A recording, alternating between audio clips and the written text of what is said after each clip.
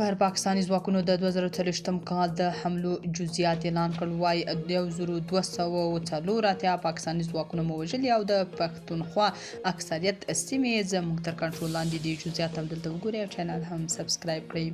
د پاکستاني طالبانو تحریک په اعلامیه کې ویلي چې په تیر 2023م کال کې په پاکستان کې 1258 بریدونه کړي چې له امله 1204 پاکستاني سرتیر وژل شوي او 1618 نور ټپیان شوي دي. ټي ټي پي زیاتوي چې په دغو بریدونو کې د پوځي ودانیو ترڅنګ ګڼ وسایط ویجاړ کړي دي. د پاکستاني طالبانو تحریک پرون چهارشنبه په اعلامیه کې ویلي چې پر پاکستاني امنیتي ځواکونو د خپلو بریدونو په ترڅ کې د تیر 2023م کال په جنوري کې 15 فبروري کې 15 مارچ کې 16 اپریل کې 19 مې کې 9 جون کې 19 جولای کې 140 اګست کې 243 سپتمبر کې 222 اکتوبر کې 220 نومبر کې 208 او دسمبر کې 182 بریدونه کړي دي.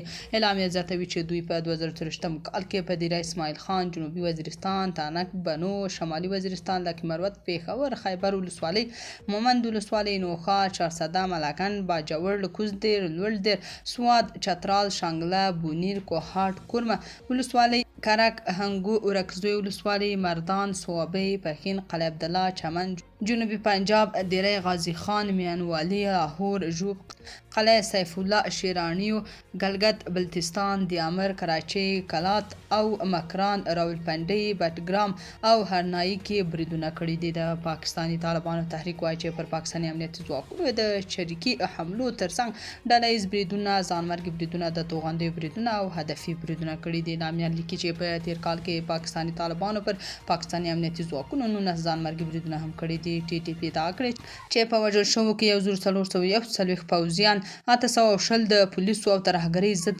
څانګې غړي، 508 د استخباراتي ادارو غړي او 106 د امن کمیټې غړي شامل دي. ټي ټي پي وایي چې په دغو بریدونو کې پر 15 پوځي ودانیو سربیره د پوځ او پولیسو موټر او ټانګونه هم ویجاړ کړي دي. یادې ډلې ویلي چې لسګونه پوستې هم نیولي او د پښتونخوا اکثریت سیمې د دوی تر کنټرول لاندې دي. ټي ټي پي زیاتوي چې په تیر کال کې لسګونه میله وسله او مهمات هم له پاکستاني امنیتي ځواکونو نیولي دي. تاسو په دې اړه څه نظر لرئ؟ کومنټ کې شریک او چینل هم سبسکرایب کړئ.